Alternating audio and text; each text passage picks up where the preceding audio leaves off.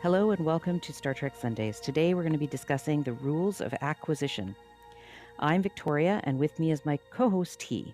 Star Trek Sundays is a podcast through which we and our guest crew examine the philosophical themes presented in Star Trek every Sunday at 10 a.m. PST on Clubhouse. At the top of the room, we have pinned our website, StarTrekSundays.com. On the website, you'll find my captain's log, a brief summary of the show each week, as well as guest blogs and our upcoming missions, which list future topics and the episodes covering the topics.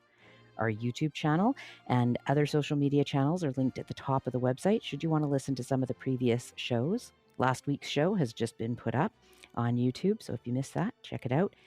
And you can find Star Trek Sundays on Pandora, Apple Podcasts, Spotify, and from anywhere else you get your podcast. We'll bring up speakers to the stage to discuss the shows after I put a few questions to T. Thank you, T, for curating a great selection for us to watch this week. The watch party on Discord yesterday was fun, with more people this week participating on Discord and Clubhouse than we've had before. So what inspired the topic, rules of acquisition, and the episodes you suggested as the watch list for this week? Well, thanks, Victoria.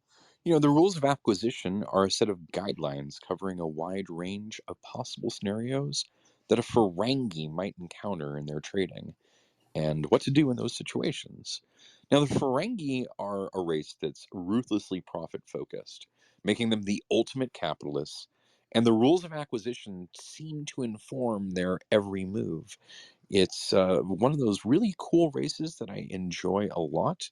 And throughout several episodes, many of those rules of acquisition are listed. And the more you watch, the more there seem to be.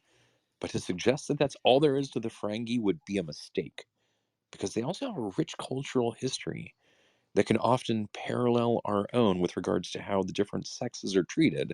So it should be a lot of fun to dive into the Ferengi as a spacefaring race and their galaxy famous rules of acquisition. Thank you, T. Let's start with the episode. We watched 3 episodes together yesterday. Let's start with the episode called Rules of Acquisition. Can you provide a summary of the episode to remind those who didn't get a chance to review it what it was about? And then I have a few questions for you. Yes, definitely. The first episode, The Rules of Acquisition, from Deep Space Nine, Season 2, Episode 7, first aired on the 6th of November, 1993. So, in this episode, Grand Nagus Zek assigns Quark to initiate negotiations with a planet in the Gamma Quadrant. But Quark's new associate is not what he seems. I chose this episode because the rules of acquisition are constantly being put on display and paraded out as justifications for the actions of the Ferengi. So if you're keeping careful notes, you might use this episode as the go-to reference for what the actual numbered rules are. Yeah, I think we mentioned that in the watch party too. So I'll just share a little bit about what I thought about the episode, and then get to the question for you, and then we'll invite everybody up. I loved the opening of this episode with the game of Tongo being played. First, what I liked was their cards looked like old viewfinder discs, which was a bit nostalgic for me. And I wondered if the writers get their ideas from stuff just lying around their homes. And second, I really enjoy playing games with friends, and wondered if Star Trek had released some of those games. So maybe some of you can tell me that, because I would love to play Tongo, I think. So Grand Nagus Zek, played by Wallace Shawn, who was Vizzini, the Sicilian criminal bully and mastermind in The Princess Bride, was a wonderful treat, and it was perfect casting. I totally enjoyed that. And I have to admit, I worried myself a bit that I sort of like the Ferengi. Like Dax said, well, their misogyny and greed is unpleasant. There's something interesting and, dare I say, entertaining about them. And as I said yesterday during the watch party, I think their dress style is really sharp. It's awesome. So in this episode, we see their misogyny get in the way of their greed, which surprised me. Maybe it shouldn't have, but when Quark's assistant, Pell, now here's the spoiler alert, is revealed to be a female Ferengi, the shit hits the fan for everyone. I must say, though, that I loved Pel's protest when she tore her fake ears off in front of Zek to give them to him after he complimented her on them. Poor Quark seemed to take an L here in a few ways. So, my question to you, T, and to the crew when we bring them up is, has there been, well, I've got a couple of questions, but we're going to start with, has there been a time in your life when your commitment to one of your values forced you into a situation where you had to compromise another value?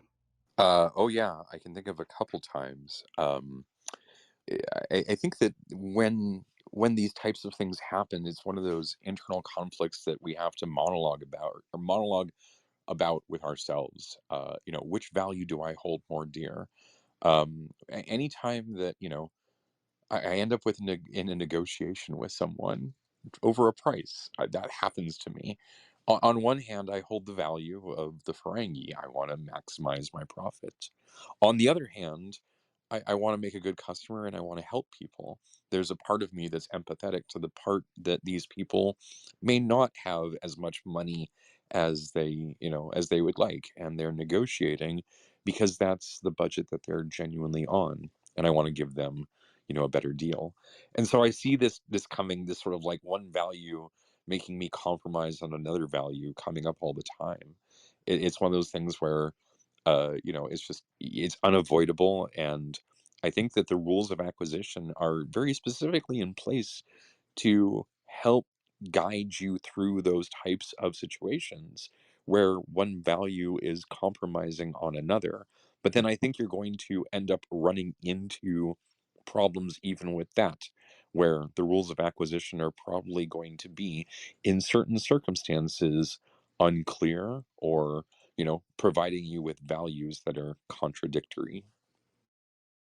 Yeah, I've got more questions about rules and laws as we go through the episodes. I don't want to get too ahead of myself. But the other question that I had about this first meeting of the Ferengi, the rules of acquisition seem to be a rather hard and fast set of guidelines for ensuring all transactions are profitable.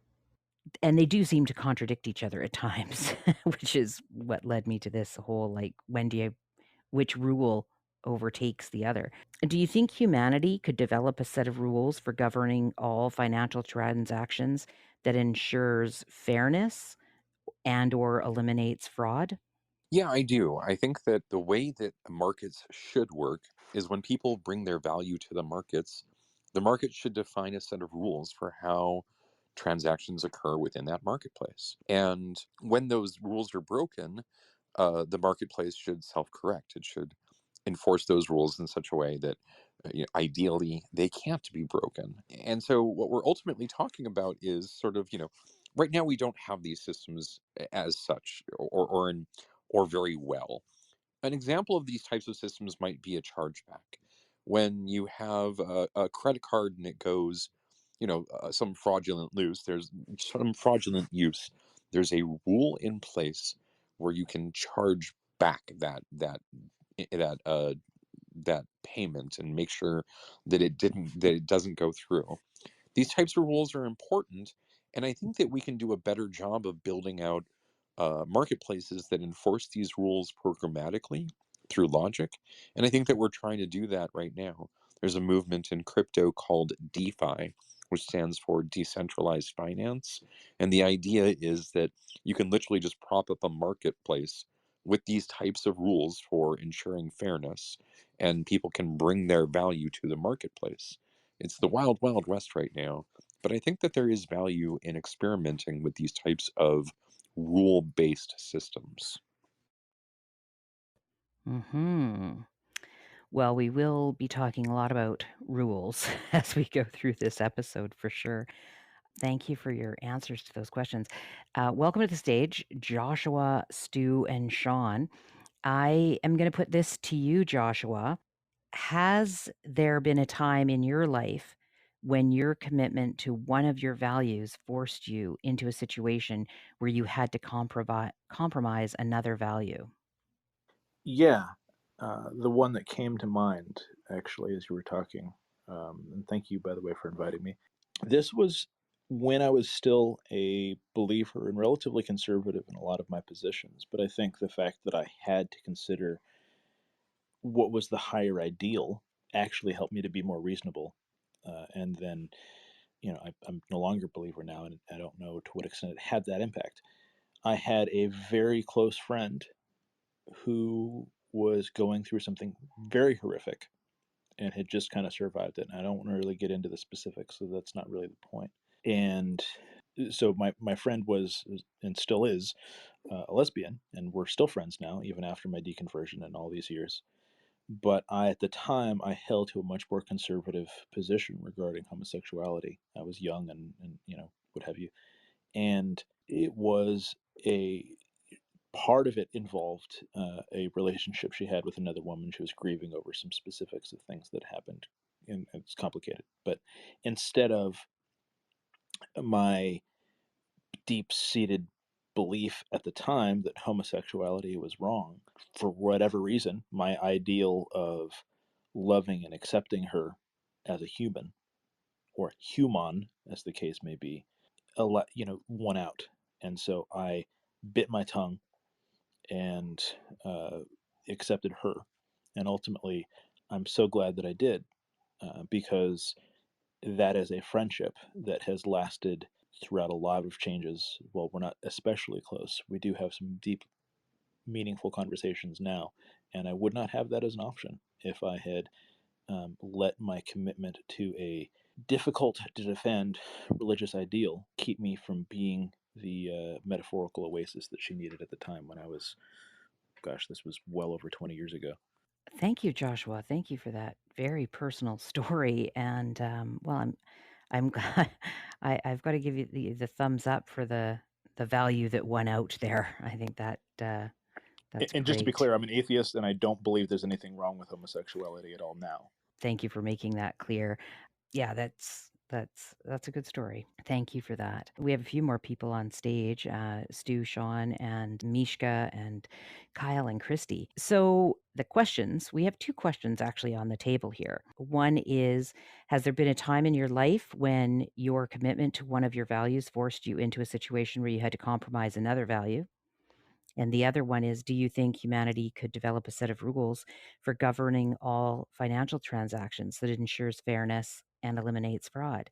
So, Stu, thank you for being able to be here today. I know it's late for you. Wondering if you have any thoughts on the episode and the questions we have on the table. Thanks, Victoria. I haven't caught up with this week's round of episodes, but I do like to come to listen and share experience. Yeah, I definitely say possibly in the last few years, my exposure to the topic of transgenderism, my views on transgenderism were a bit more conservative. I kind of had the idea that people were either just going through an existential crisis or going through some form of self denial, that they weren't happy with themselves. And so they were trying to find another way to escape the life they're in, which is one of the more critical critics against transgenderism tend to use that argument. And I did get into a very, very heated argument with a friend of mine from the States. It was over text mostly. We did talk, but most of the argument was over text. I think we went for about 3 hours. I think she helped me realize that it was an ignorance of transgenderism, because I thought at the time my ignorance extended that transgenderism were people that identified with another gender and wanted a sex change. I thought that the two were always combined, that transgender people always wanted a sex change. And so, given the fact that I had been born with a genetic disability, that means my sexual organs are compromised, it kind of made me extremely jealous and angry. My kind of argument was, well, look, these people were born with functioning gonads and they're not happy with how they are, and now they want to change them. And I became very bitter about the idea because, and I think she raised it to me, say, look, what you went through is not fair, but you have to understand is that your circumstance isn't their circumstance. And you don't know what these people are going through. You don't know why they're making the decisions they're making. You're using like one or two examples of people that have made the change and regretted it as enough evidence to show that it's wrong. When she says there's plenty of people who've been through the change, gone through the motions, have come out much more relieved and feeling free than they felt before. So from that stage, I had to accept the fact that there was probably some weight to what she was saying, that I misunderstood transgenderism, and it opened me up to do the right thing and talk to people. So I had to go and approach some transgender people, and from that talk about their experience and realize that it was a lot more complicated than just some sort of existential crisis that they were going through. So it took me a while. It was a hard thing for me to change, but I did. I'm still learning, but I think it was something that I had to change. And yeah, that was one thing where I had to change my belief for a strong for another one. Absolutely. Thanks. Well, Stu, thank you so much for sharing that. I think that that is something that a lot of people wouldn't share. Um, and you being able to be vulnerable and show that sort of growth and consideration and talking about a friend who obviously had a lot of patience. I just think that that's a really great story to share. So I appreciate you putting it out there today. We do have other people on stage. So I'll just put this to you, Sean. Has there been a time in your life when your commitment to one of your values forced you into a situation where you had to compromise another value? Oh, that's a complicated question. Yeah, I would say yes, and probably along the same lines. My previous opinions about the LGBTQ plus lifestyle maybe years ago, and some of the things I said to people that I wish I had not said looking back. Someone I met once in Sweden, and my previous worldview caused me to be a bit black or white in the world and not understand where people were coming from. And as I have left that worldview, I think I am able to go forward. Possibly also at work, I try to always be pretty honest, and that was hard to do sometimes in a sales and marketing and engineering position. So there's a couple of things I've done in my past which I think were not, they weren't major, but they were like definitely pressure from upper management type things. I'm curious. Does this is this these two questions, are they coming out of the episodes we watched yesterday? Which, by the way, was a lot of fun. So I'm just curious. Did those episodes inspire you to ask these questions? Yeah, absolutely. Yeah, they did. And thank you for your response. The question of has there been a time in your life when your commitment to one of your values forced you into a situation where you had to compromise another? Was this issue where Quark had to choose, misogyny over greed, right? In some way he compromised everything by it just sort of seemed to me that they couldn't work together. He couldn't get over his misogyny in order to keep this obviously great assistant, this business partner in Pell, but he couldn't get over his misogyny in order to be able to move forward with doing business, which seemed to be, he lost both a love and he lost business over it. So that's where I came up with the question. Sometimes they're just a little random. It's what I see in the watch as I'm going through it, because a lot of the times I'm watching these episodes for the first time with this intentional watch. And I'm working on a little article about that as well, because I find it really interesting to go into something new with the topic in mind. And then what I find is some of these episodes, you could go in and pick any number of topics and really find what you're looking for. So the episodes were written with many layers, that's for sure. So I'm just looking at the time. Let's move on to the next episode. This is Star Trek Sundays on Clubhouse. Our regular show is Sunday at 10 a.m. PST. Today we're discussing the rules of acquisition. The next episode we watched at the watch party yesterday was The Maquis, Part 1. T, can you provide a summary of this episode for us? Definitely. Was a great episode, too. The Maquis, Part 1, Deep Space Nine, Season 2, Episode 20. First aired on the 24th of April in 1994.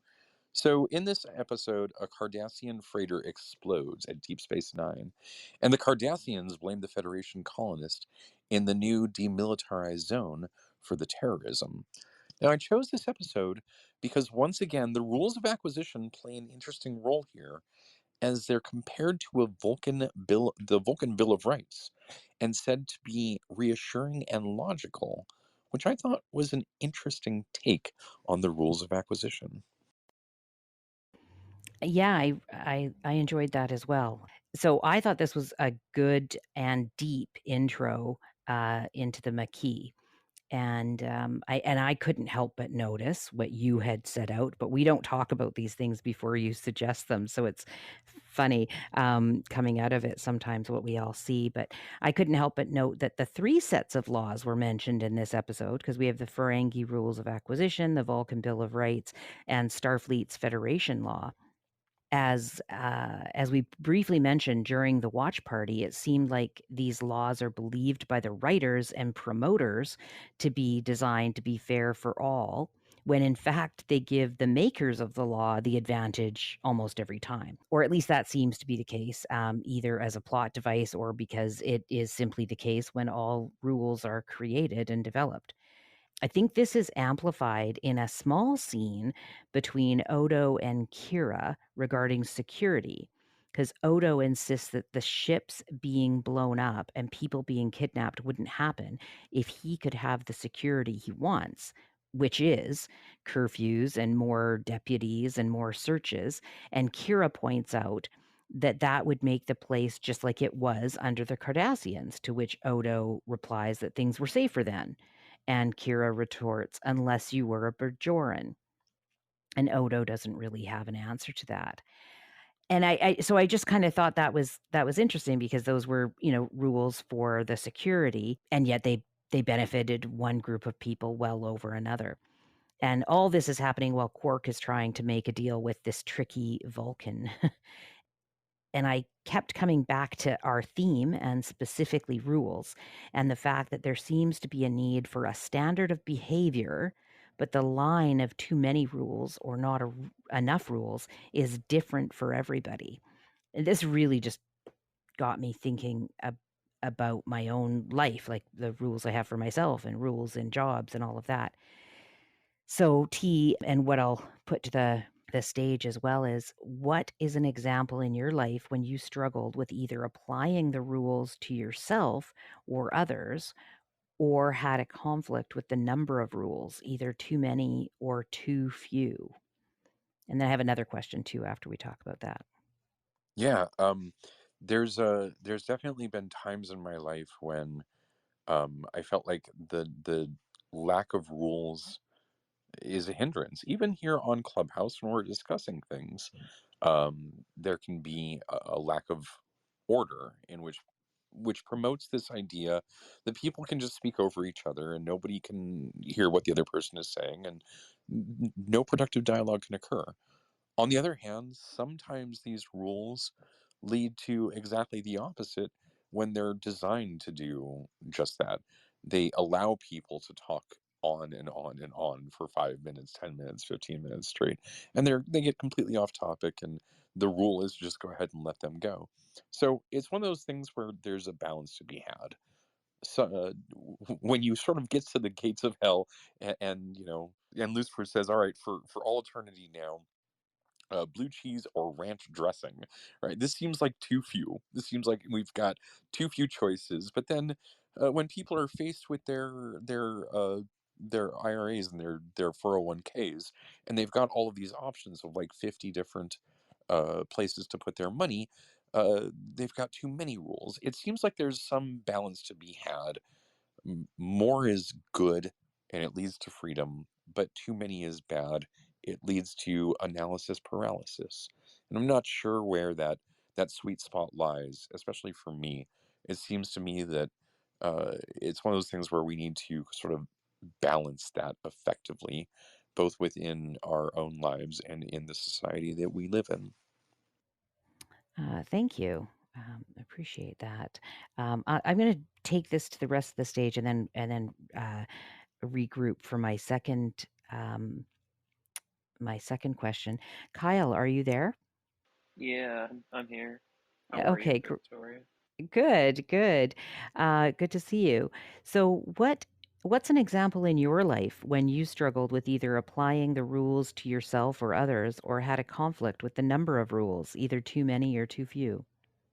Probably in like 2015, 16, I started working in a law enforcement job, and I know all of my far right Christian conservative values had to be removed entirely. I had to rethink everything because criminal justice system in America has nothing to do with the religious establishments that also say, oh, this is wrong and this is bad. Well, the law is very different. The actual enforced law and the amount of patience and compassion you need to de-escalate situations and make friends where there used to be enemies isn't possible with what I was doing prior, which was holding a yellow sign with Bible verses on it and saying "turn or burn," blasting a megaphone and preaching the gospel everywhere. Very, very different. The actual law and the imagined law. So there are. I don't know about the number of how many rules, if that's a problem, really. That doesn't. I think the quality of the rule is more important than just having a bunch of them. So, like a succinct law that makes sense, that actually reduces harm. So, and the other part of the question was, sorry, I forgot, Victoria.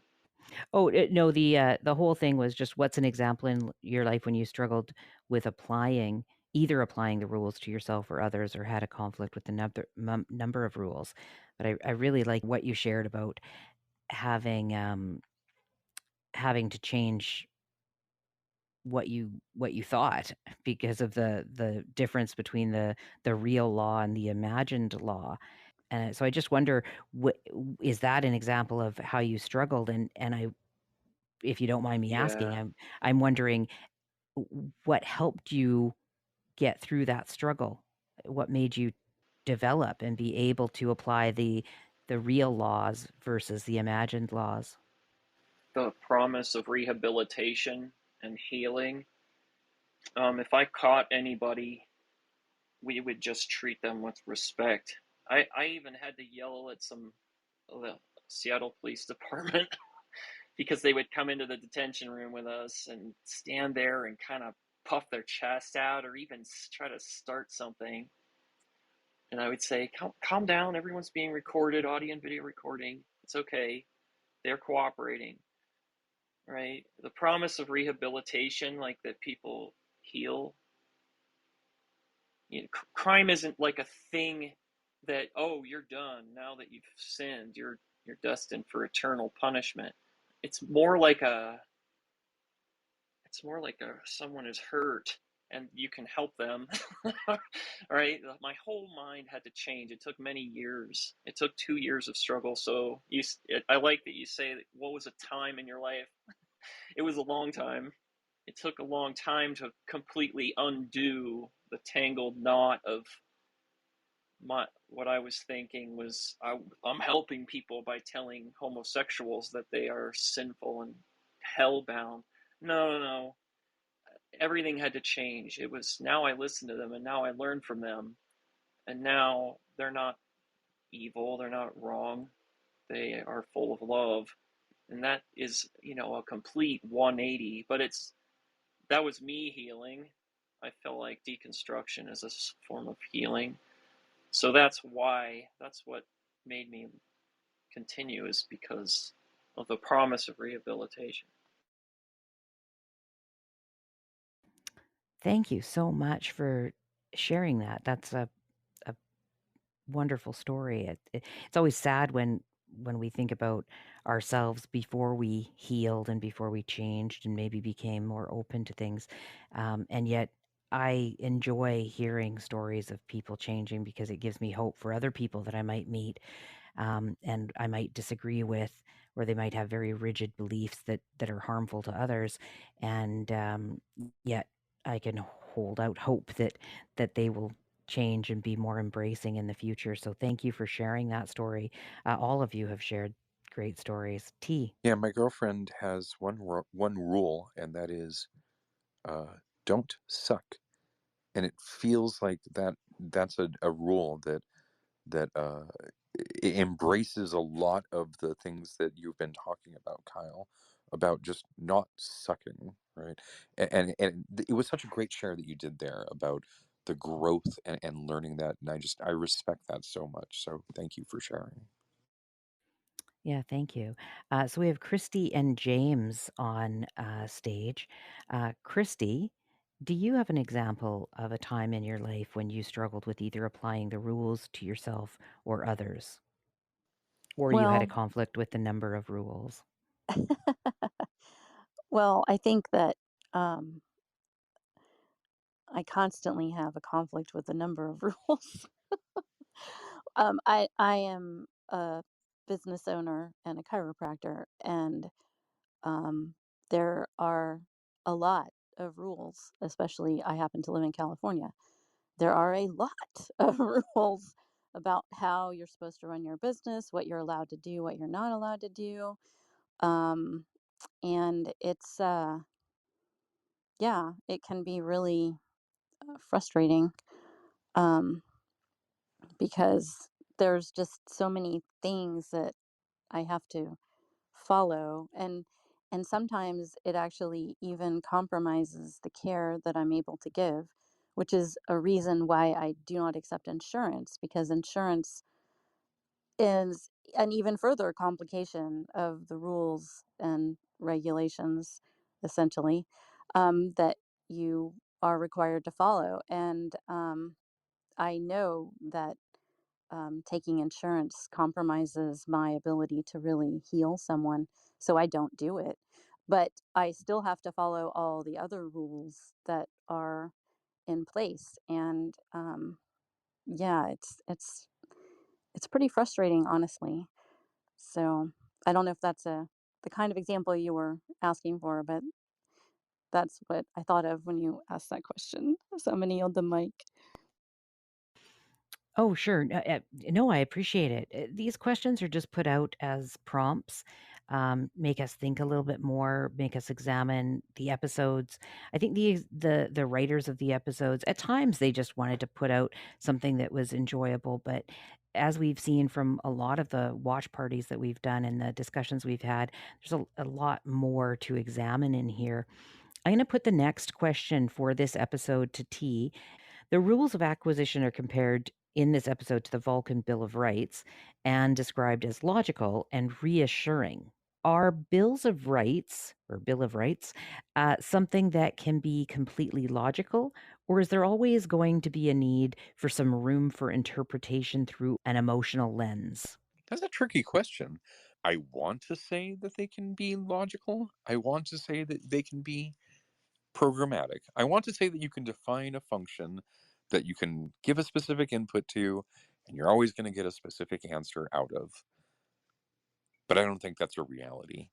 I think there's always going to be a need to interpret things compassionately and with goodwill and and fairness. And in order to ensure that we get the spirit of the law or the rule or whatever it is, the spirit in which the law or rule was made correct, we have to consider all circumstances. And anytime that you build a static set of rules, you do so necessarily without certain context in mind. There's an infinite amount of context, and you can't possibly build that infinite amount of context into the rule. So I think that there's always going to be a need to interpret things through some at least semi-emotional lens, if not the idea being that we need to apply the spirit of the rule in which the rule was made, not necessarily the letter of the law itself. Well, thank you for that. The spirit of the rule is something that I used to preach when I worked at a yacht club, and I haven't heard it in a few years. and it was something really, really important to us. And so often we would talk about the rules that were in place for members and staff and guests, and and we would focus on the spirit of it. And so I'm really happy that you said that, because I wish I had thought about that yesterday as I was looking at the Ferengi rules of acquisition, because I'd like to look at the spirit of those rules. So I'm going to make a little a little check mark next to this. So maybe in season 2 we can talk about the spirit of the Ferengi rules, because I think that would be really interesting. So thank you for that. James, welcome to the stage. I haven't seen you in a while. Are you Yeah. able to answer either of these questions? You know, I'd always seen myself as a man of principle. You know, a given word is a kept word. And unfortunately, I made some bad choices and I ended up in a place called prison. I mean, it was rough, I'm not going to lie, but I think what I found most difficult was the exploitation of other prisoners in front of my face, you know, where I couldn't do anything. It took me a long time for me to forgive myself for that. Because, you know, when you allow something bad to happen, you're just as culpable as the person doing it. But I had no choice. You know, for the first time in my life, I said to myself, you know what? You're not going to win this one. And, you know, that was soul crushing. But I guess, you know, c'est la vie, that's life. You live and you learn. Well, James, that was completely on point. So I really appreciate that, because that is a struggle, and I can't imagine what that was like, not being able to help somebody when they were mistreated. So I appreciate you sharing something so personal. Thank you. There were sound issues with Steve's contribution, so we had to cut that section. The next section is T responding to Steve. I think you made some really good points there, Steve. And to put a point on what you're saying with regards to vulgarity, rules, how people see us, I'd like to quote from one of my favorite authors, Randall Munro, in his amazing comic XKCD, in the Great Dreams. The person was saying to somebody typing on the keyboard, "You should be more careful with what you write. You never know when a future employer might read it." And the person typing says, "When did we forget our dreams?" And the guy says, "What?" And he replies, "The infinite possibilities each day holds should stagger the mind. The sheer number of experiences I could have is uncountable, breathtaking. And I'm sitting here refreshing my inbox. We live trapped in loops, reliving a few days over and over, and we envision only a handful of paths laid out ahead of us. We see the same things each day. We respond the same way. We think the same thoughts. Each day a slight variation on the last. Every movement smoothly following the gentle curves of societal norms. We act like if we just get through today, tomorrow our dreams will come back to us. And no, I don't have all the answers. I don't know how to jolt myself into seeing what each moment could become. But I do know one thing. The solution doesn't involve watering down my every little idea and creative impulse for the sake of someday easing my fit into a mold. It doesn't involve tempering my life to better fit someone's expectations. It doesn't involve constantly holding back for fear of shaking things up.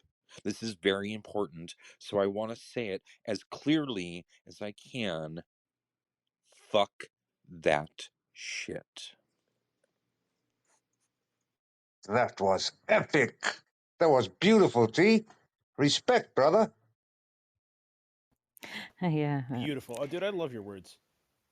yeah, I needed to hear that as well.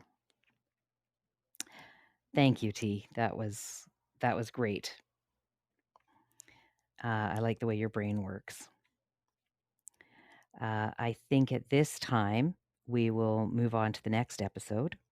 This is Star Trek Sundays on Clubhouse. Our regular show is Sunday at 10 a.m. PST. Today we're discussing the rules of acquisition. The next episode that we watched was Acquisition. T, can you provide a summary of the episode? And then I'll have some questions for you and the crew. Definitely.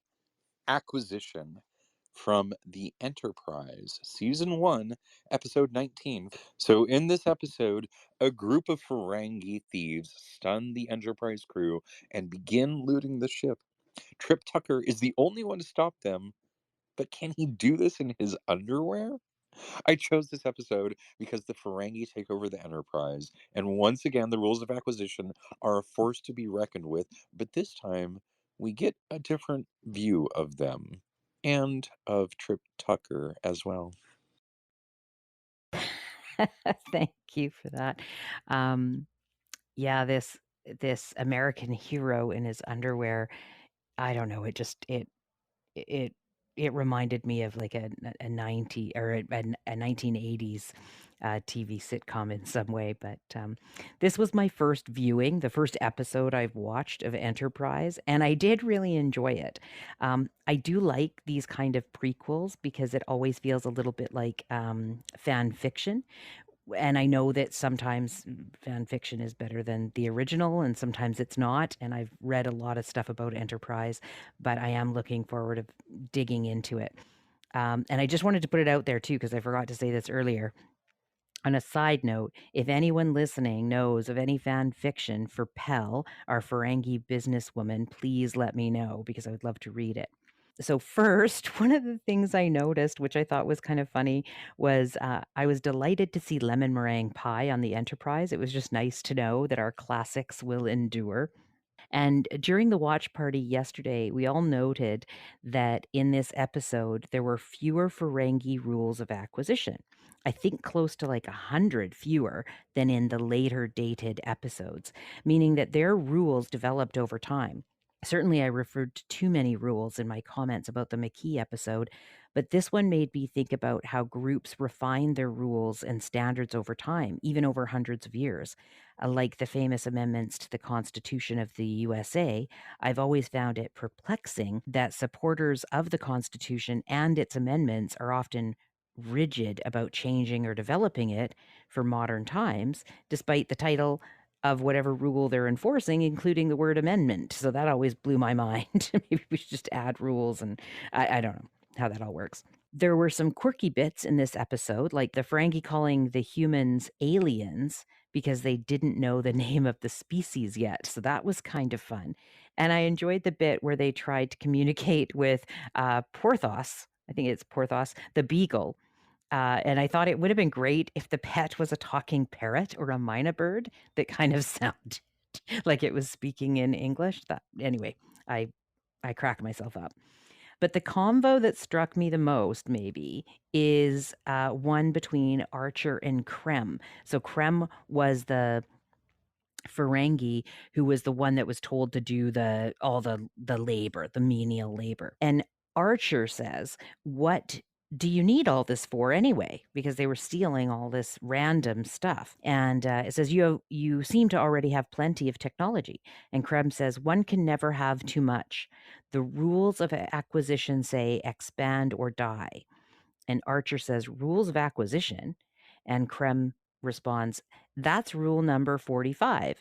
I've memorized all 173, including the most important one, a man is only worth the sum of his possessions." And Archer says, "Back on my home world, that kind of thinking almost destroyed our civilization." And Krem says, "You should have managed your business better." And I just, obviously that's some sort of indictment on capitalism. And, it was clearly written in current times, and we know that capitalism is out of control and affecting life on Earth in a negative way.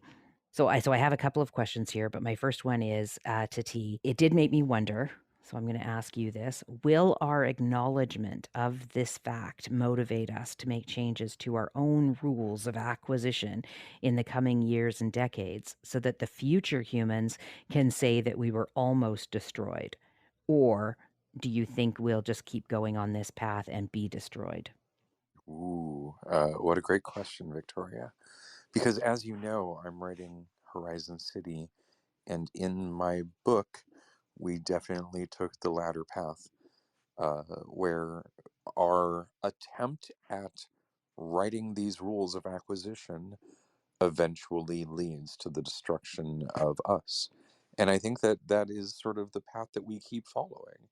It's not one of these either or, it's because of, right? And so I think we're going to try. I think we're going to try and change the rules. I think we're going to try and make things better and inevitably fail in ways that we don't foresee. We won't foresee that by by loosening regulations, we will increase the speed of the economy, and that by increasing the speed of the economy, will eventually lead to a boom, which will increase the rate of the economy to the point it can no longer be sustained. And then when the rate of the economy can no longer be sustained, a bust will occur. And that's the type of thinking that we are stuck in, is we think that we're doing something to benefit our economy, and the eventuality of that is bad. And I think that you've seen this over and over. In the 70s, economists really thought they had a grasp on things as they grew into the 80s, and then when the economy collapsed, they didn't really understand what was going on. They had to change their models. They had to fundamentally go, okay, this shit's crap, it doesn't work at all. We need to figure out new models to figure out why this occurred, and they did really well. And that's where we sort of came up with this boom, boom, bust model of what actually occurs. And so I think that we're going to see, you know, bigger booms and eventually bigger busts. And it's one of those things where if we don't get out of that cycle somehow, if we don't enter into the utopia of Star Trek, if we don't move away from that thinking, like Archer suggested, then we will end up being like the Ferengi, or we'll just simply never make it there. I think that the Ferengi are an anomaly in that they managed their business well. I don't think it happens. Thank you. Thank you for that. I had another question, which I think what I'll do is I'll save that. I'll ask Rachel this particular one, and then I'll ask you this other one, and we'll put it to the room because I think that it might be fun for all of us to answer this one together, perhaps. But Rachel, I know that you attended part of the watch party yesterday, didn't you? Were you there the whole time? Yeah, I made it just in time for all 3 episodes. Oh, Yeah. oh, great, great, great, great. So in this one, the question I had put out was, will our acknowledgement of the fact that we're acquiring too much, will this motivate us to make changes to our own practices, our own rules of acquisition in the current times? Will it make those changes in the coming years and decades so that the future humans can say that we were almost destroyed, or will we be destroyed? I don't know. That's a tough one. I don't know. I feel like on my bad days when I'm not that optimistic, I tend to think that we're going to destroy ourselves and we're not going to learn properly. But at the same time, there is a large sector of society, especially I think with the younger generation growing up, that just does not that sees a lot of problems with our current society, and they're wanting to change it. So I feel like there is still hope, especially I feel like I said, with the younger generation coming up, totally just valuing, I think valuing things in a better way than previous generations may have, and valuing things like love and empathy. It seems like that is a trend I see with the younger generation, and it like I think their optimism can spill over to us who maybe are not as optimistic and can find some hope. And just on a personal level, not that I can make such a big difference in the world, but like on a personal level, each of us can try to teach others or help others value things in a better light than they have been. I think a lot of people tended to value just profit, or greed was rampant, and or people valued materialistic things. Um, more than they valued like helping one another. So I think, and then I've seen it, like I know Twitter maybe isn't the best place, but I've seen on Twitter like I follow a lot of people who have opened their own like little community gardens to help feed people, or open their own little communities that take care of each other. And I've seen a lot of spaces on Twitter where that's going on. So that gives me encouragement and hope that, you know, things might improve. Well, thank you. Yeah, I've just gotten back into Twitter. I'm glad that you bring that up because I had avoided Twitter for a long time. It seemed like a really negative space, and even you made a little bit of a reference to that. And yet, through Star Trek Sundays, I've connected with Star Trek Twitter, if you will. And it is the nicest Twitter of all. It's so great. The people who love science fiction and Star Trek in particular are just lovely people who talk about great things and support each other. It's just it's lovely. So I'm now actually able to say I enjoy Twitter for the first time since I have had my first Twitter, I should say.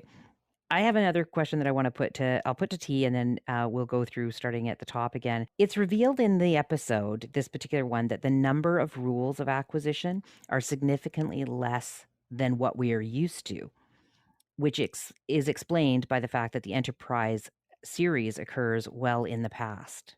Do you, T, think humans will one day encounter aliens and in turn witness the coevolution of their fundamental beliefs along with our own?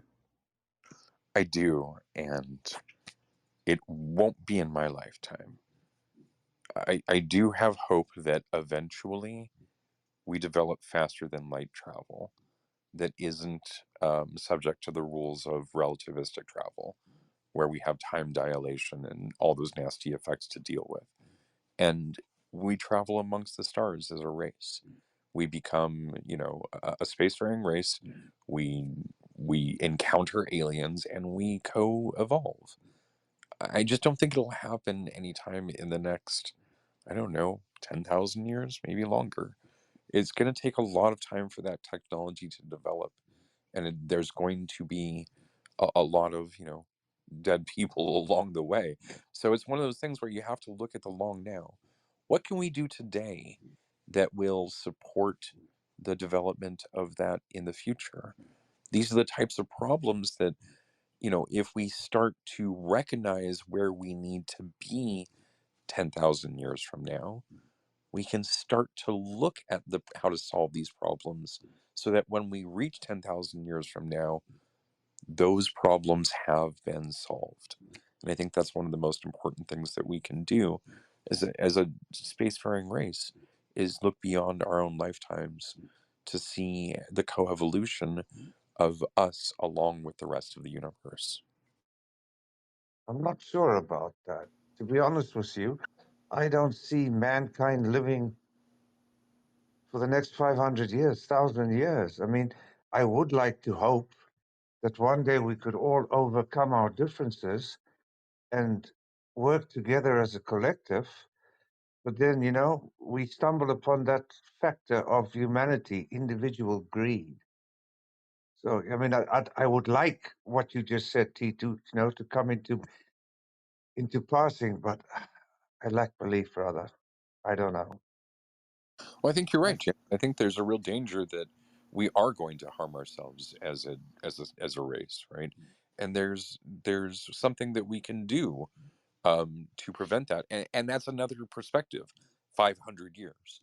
What can we do now that's going to cause us to become extinct in 500 years? What can we do to change it? And I think there's, a lot of problems with the environment, and there's, certainly problems with capitalism. There's problems with our politics. There's a lot of problems we can solve. There's a lot of problems that we can start to solve today if we choose to. And I think a lot of the times that, as a race, one of the biggest problems that we have is we don't attempt to solve those problems now. We ignore them. Like James is saying, we're going to continue if we don't if we don't, stop our greed from overcoming our need to survive, then our greed will consume us in the next 500 years. You're probably right. So I'm just hoping we don't. I'm hoping we can think beyond tomorrow and into 500 years and stop being morons about our situation. Thank Okay. you for your share, James. Yeah, Joshua, I'm watching Oh, cool. the Cool. stage, so I did see that you unmiked. Yeah, no So worries. please go ahead. I think James brought up a good point. I feel like I'm just repeating to some degree, but I think that we forget that things that have a global impact that change fundamentally how we interface with the world. Those types of events and impacts from outside ourselves can happen in an instant. The moment we made a nuclear explosion work, that fundamentally changed the thought process or set into a drastic change in how we wage war on this planet and the considerations we have relevant to it. So if it is possible, and there's a lot of precedent to suggest that a single event can really have a chain effect, in the negative, I would also posit that a single event can have a chain reaction in the positive. I don't know if I just repeated myself or if I'm articulating, but I think the point is that while I can see the pessimism, maybe I'm just the ever optimist that will collectively as a species pull our head out of our ass and make some notable changes. Um, I'm not sure. That's just my optimism. That's my presupposition in terms of us as a race being able to figure it out. But who knows? I hope I'm proven right. Yeah, I'm optimistic about things as well. I do think that if I were to answer the question, um, will our acknowledgement of this fact, we would talk about capitalism and stuff, motivate us to make changes to our own rules of acquisitions in the coming years and decades so that future humans can say that we were almost destroyed, or will we be destroyed? If I were to answer that, I would say that we will be here in thousands of years, and that we will talk about this almost destroyed. I think that it's possible that a lot of what we know will be destroyed, but that humans won't go extinct, and we may go back in time a bit, or back in technology, and then come back even better. Right? There have been dark periods in history where, when we read history, we think, well, how the hell did we get to these dark ages from enlightened ages where we knew so much, and then we got into dark ages? I don't know that we're past dark ages again, in thought, but as well as just in people. It might be that our population decreases to several million, maybe at one point, not billions. Who knows? I just don't know that we're going to go extinct, and then how long it'll take to get to that technology again. I don't know, because whoever's rebuilding the human race will be able to rebuild with some of the technology that we've already done, or at least remnants of it that might inspire them. That's interesting. But I'm optimistic as well, Joshua. So what I wanted to put to everybody was this idea of the humans encountering aliens, and I've just looked at the time. So before we dig into that, because I think that is going to be the fun way of looking at, are we going to encounter aliens and in turn witness the co-evolution of their fundamental beliefs along with ours? We talked a little bit about culture last week too, and how a person diving into another culture affects that culture, because whatever they bring is now there. So I'd like to talk about this. Before that, though, I wanted to ask T to give us a bit of a preview of what's going on in the next couple of weeks for Star Trek Sundays. T, are you ready to give us a rundown of what's coming up? Yes, I am. Coming up on, let's see here. Oh, right, October 30th. What's so funny? With Star Trek IV, The Voyage Home, one of my favorite Star Trek movies. This thing's really funny. It's the one about the whales and bringing home a whale in order to a pair of whales in order to save the whales on Earth. Followed by the outrageous Akona, in which Data summons a comedian on the holodeck to teach him comedy. And The Trouble with Tribbles, everybody's favorite from the original episodes, where the Tribbles take over the Enterprise by multiplying way too fast. Then on November the 6th, we have Resistance is Futile, Part 2. The Borg is coming back with the best of both worlds, followed by Scorpion and I, Borg. Then on the 13th, we have Peace Through Music with the Q&A from Star Trek Shorts, which I'm super excited about. If you have not seen Star Trek Shorts, you really should. It's a great little bit of Star Trek, probably the best, and it's just a little Pringle. You just like 12 minutes and you've got the whole thing, right? It's so much fun. Followed by Innocence and Lessons, and then on the 20th of November, we're doing The Trouble with Transporters, with, of course, Tuvix, one of my favorites, in which Tuvix is merged, in which Tuvok is merged with Neelix, followed by The Realm of Fear and Second Chances. So after that, we do have a break on this 27th. No show on that day. Happy Thanksgiving, everyone. But then we will return for December the 4th with Spies and Their Lies, the Enterprise Incident, The Face of the Enemy, and Our Man Bashir. I love Bashir. Great, thank you. So we are going to move into our popcorn style discussion now. And anybody who wants to come up on stage, you're welcome to come up and chit chat. This is Star Trek Sundays, and our regular show is on Sundays at 10 a.m. PST. I understand that there will be a few more rooms happening throughout the week now that are maybe science fiction related, maybe not, that lean towards philosophy, maybe in science fiction and Star Trek. We'll see what happens.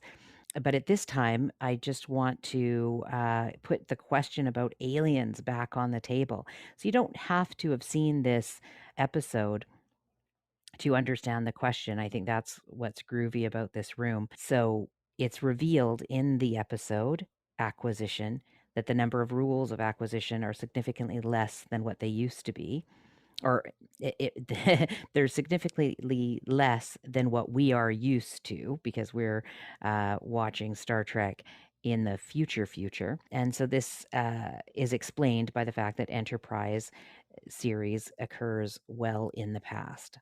So the question to everybody is, do you think humans will one day encounter aliens and in turn witness the coevolution of their fundamental beliefs along with our own?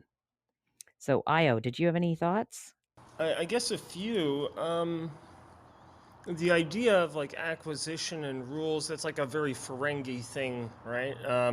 And it seems like the Federation has somehow bridged the gap between, hey, we were once a capitalist society and now somehow it's socialist. So that's one criticism where I just don't know, because I would think all species would be imperial, but then again, there are planets that are like all water, or like a planet that's basically all one mineral, for example, like diamonds. So you have a planet that's basically just one big diamond waiting to be mined.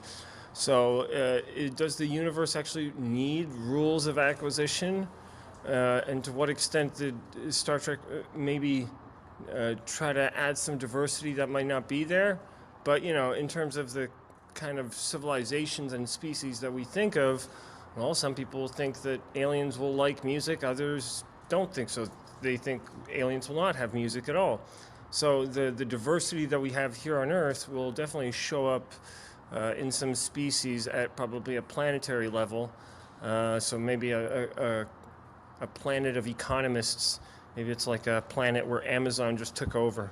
Because as a fun fact, Amazon hires the most amount of PhD economists because that's how they always get the best pricing. So high frequency trading, well, high frequency bidding. So anyways, so that's a little bit, maybe some comments here and there. Thanks. Thank you, Io. I appreciate that. I Sorry, have a T, did question. you? Oh, go ahead, Sorry. James. Well, okay, let's say that we did encounter aliens, how would we be able to live with them in the same ecosystem? Because I think we all assuming that they would breathe air, and this is not necessarily the case. So the premise, thinking that we would meet them, how would we sit down and negotiate with them in the same room?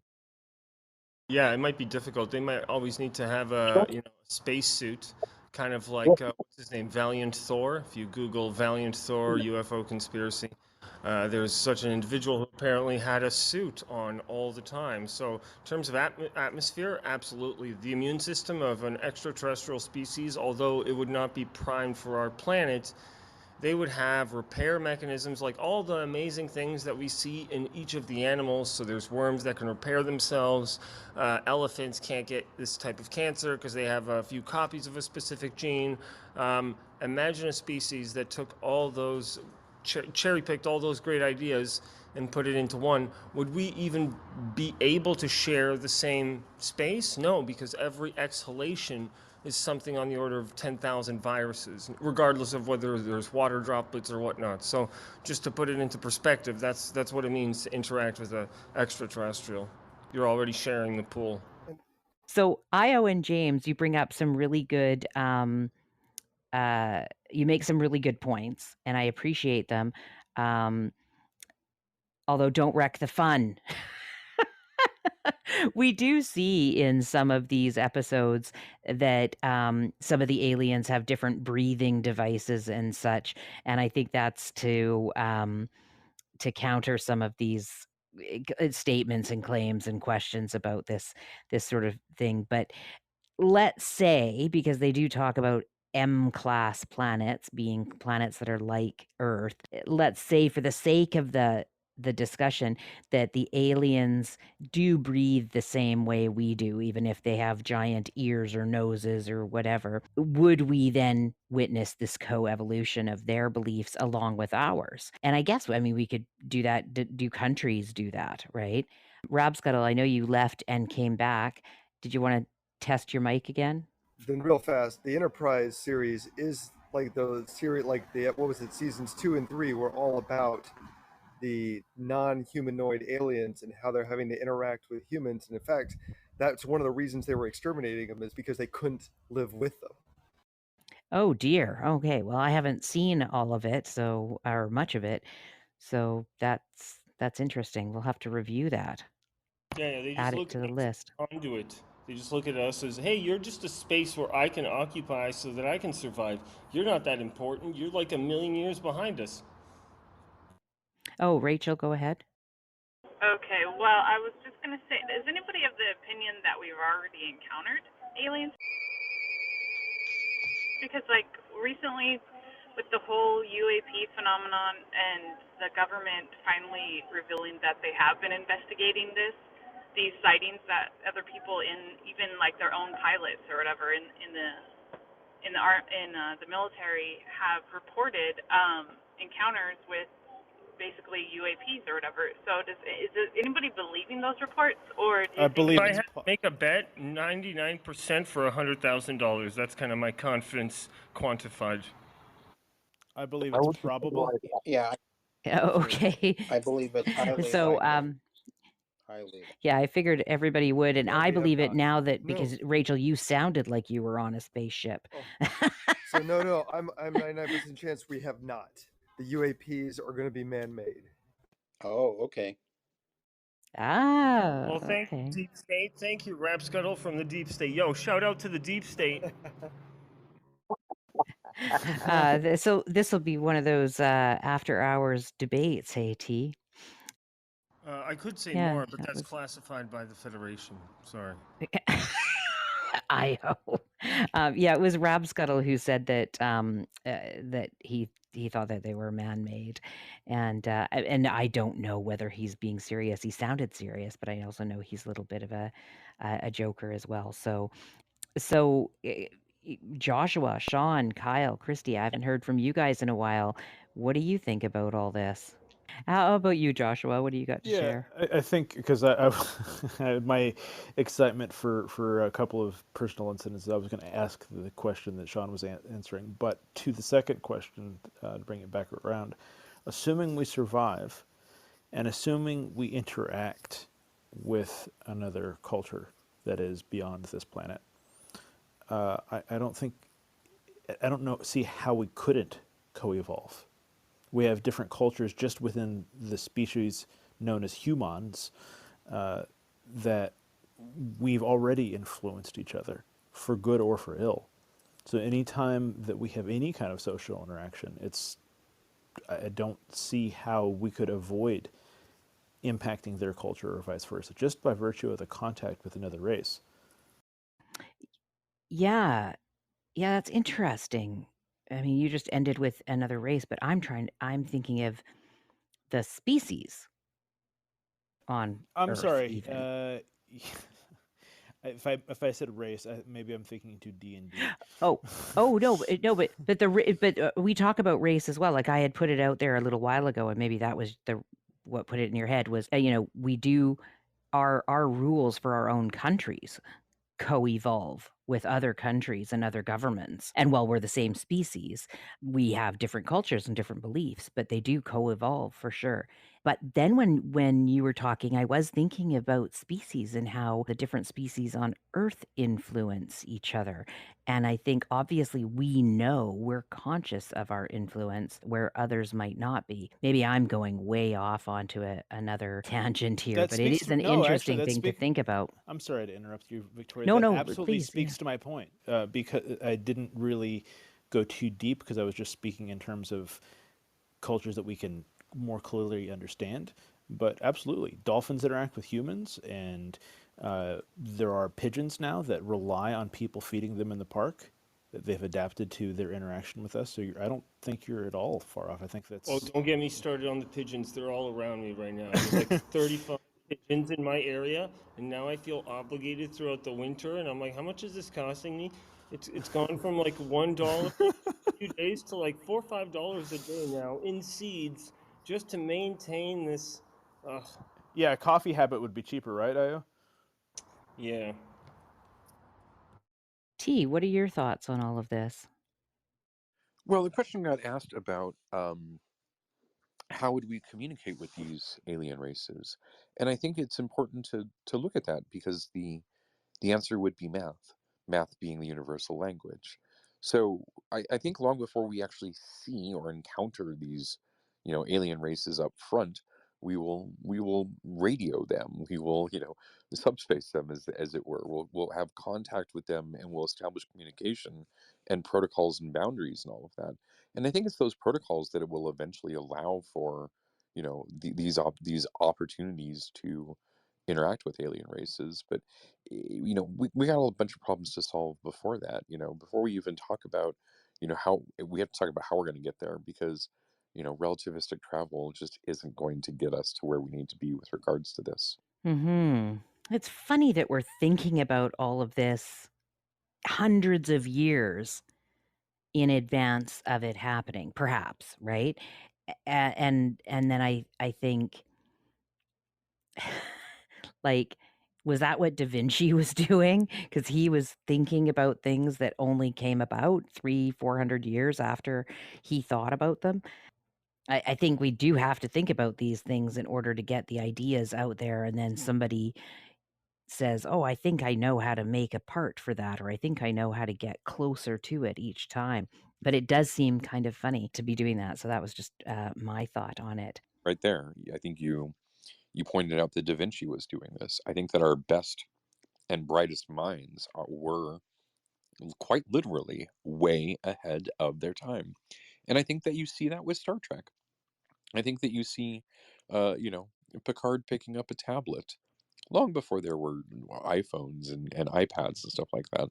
I think that you see, a lot of these, like a lightsaber, long before there were, lasers and all these cool cutting technologies. I think that you have to. Arthur C. Clarke envisioned satellite communications, communication satellites long before we had communication satellites, literal things in orbit, machines in orbit that helped transmit the signals around the world in order to come the curvature of the Earth. And now that's exactly what we have.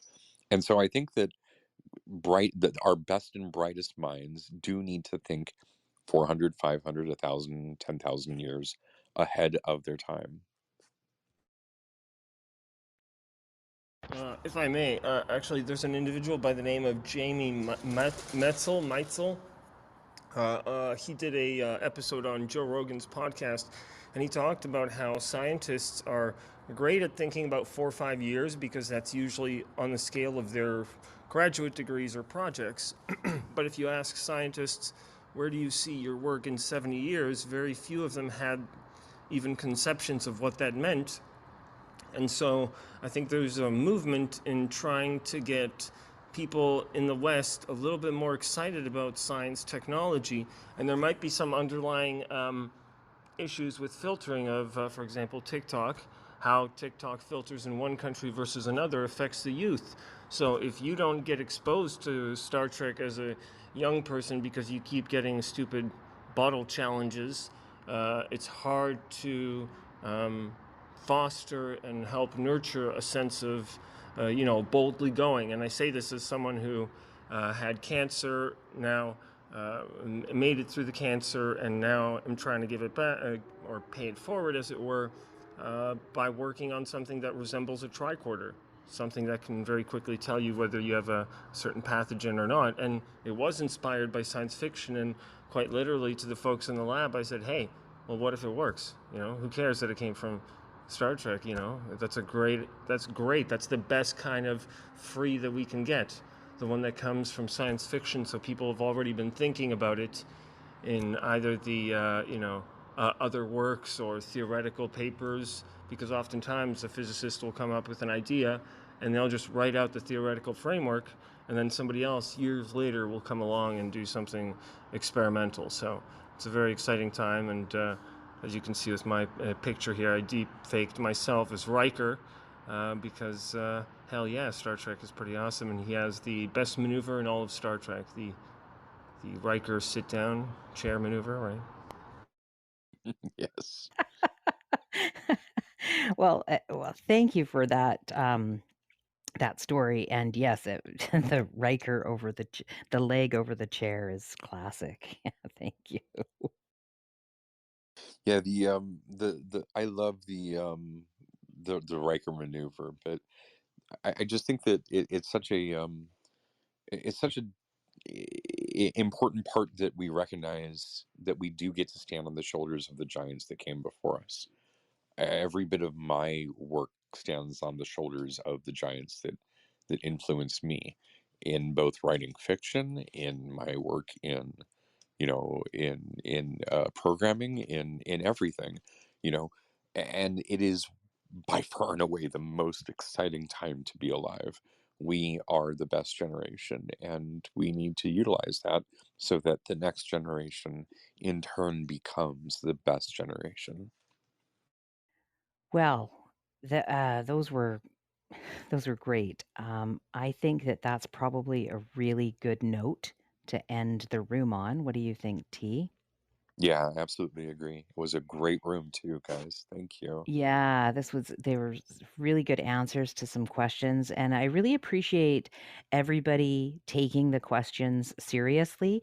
Well, I don't need anybody to answer the questions specifically. If ever there's a a question that comes out of the episode, whether you've watched it at the watch party or watched it on your own, let me know. You can either send it to me in a back channel message or tweet it out to us or whatever. But I come up with the questions that I see, having gone into the episodes with the theme in mind. So, for example, next week, the theme is What's So Funny? I'm going to be going in looking for humor. There might be other messages in some of these episodes and the movie, and perhaps we'll revisit those. But I'm going to be looking for the humor, and that's what we're going to be talking about. But if you're watching them and something comes up for you and you want me to put a question to to the crew, let me know. I think that would be kind of fun. I am just going to thank everybody for all of their contributions, and hopefully you'll come back next Sunday at 10 a.m. and check out the club. And we've got all of our rooms scheduled until the end of this season. And we're going to have some random rooms through the week. And if you want to listen to the previous podcast, you can check out our website at the top of the room here, StarTrekSundays.com, and that has all of the social media there as well. And just a note, we didn't talk about this, so I'm just going to throw it out at the end. I'm an artist, and I've made some art for our cover art for our podcast, but I've also made some art that we've put on t-shirts. So there's only a couple of them now, but if you go to the website and you go to our trading posts, you'll be able to see my original art for Star Trek Sundays. And one is quite funny, I think, and I'd love your feedback, because I've taken Quark and I've put him on the cover of Quaker Oats and called it Quarker Quick Stoats instead. So I'm hoping that you guys can follow along and enjoy my art progress as well. So I've got a couple of other things in mind, and if you've got some ideas, I love punny ideas, so let me know. But thank you all for coming. I totally appreciate your contributions, and hopefully we'll see you next week. Yeah, definitely. Go to StarTrekSundays.com and buy a Quarker Oats t-shirt, because they are hilarious, and I would love to see your pictures and get those posted and pinned at the top here if you want to send them in. Hope to see you in the hallways, and great room, everyone, and see you next week.